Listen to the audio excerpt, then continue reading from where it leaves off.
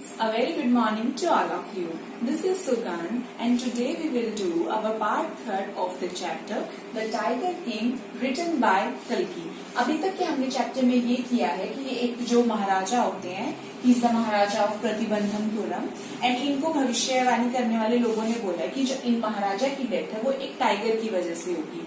ठीक है, तो ये क्या शपथ लेते हैं कि अब मैं जितने भी टाइगर्स होंगे उनको मैं खुद उनको मारूंगा. तो इट पॉसिबल नहीं होगा कि मेरी डेथ एक टाइगर से होगी. लेकिन फिर एक राजा बोलते हैं, फिर जैसे एक पंडित बोलते हैं कि आपके राज्य में जितने भी आपका जो 100 टाइगर होगा उससे आपकी डेथ होगी. तो अभी तक हमने यही किया, उसको जितने भी टाइगर्स मिलते हैं वो उनकी डेथ उनसे वो सभी के सभी टाइगर्स की डेथ राजा खुद कर देते हैं. So now let's do line to line explanation of Part 4 according to the chapter, as there are 5 scenes and 5 parts given in the chapter.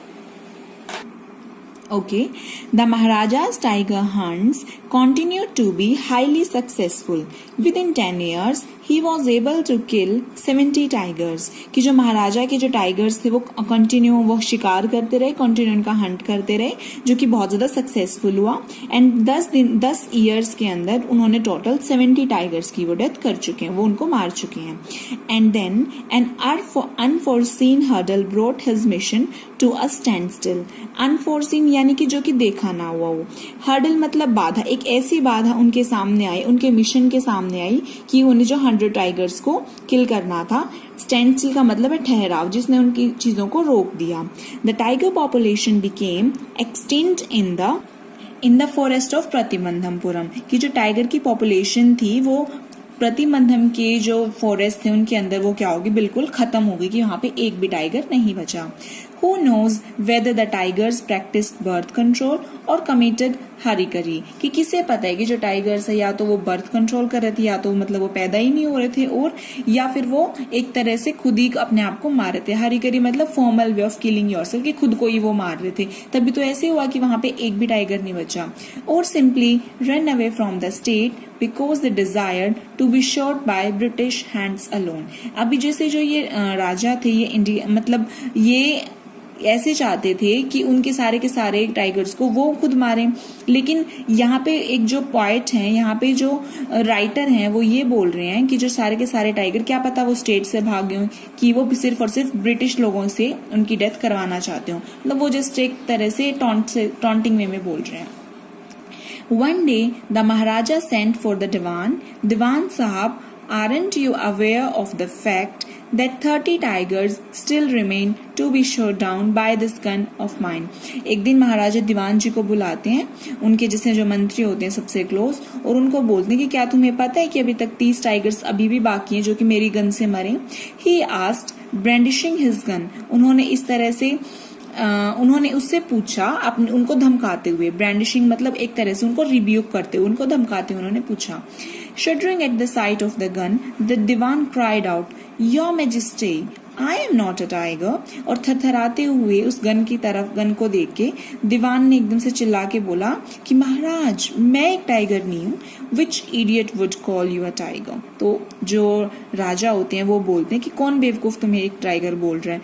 No, I am not a gun. तो फिर वो मंत्री बोलते कि मैं तो एक बंदूक भी नहीं हूँ, I am not a gun. You are neither tiger nor gun. दीवान साहब, I summoned you here for a different purpose. I have decided to get married.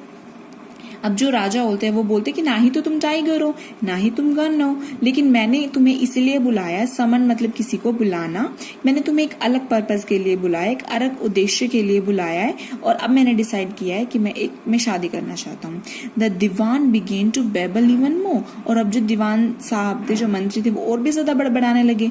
Your majesty, I have 2 wives already if I marry you. कि महाराज मेरे पास तो already मेरी तो 2 पत्नियां हैं, अगर मैंने आपसे भी शादी कर ली तो.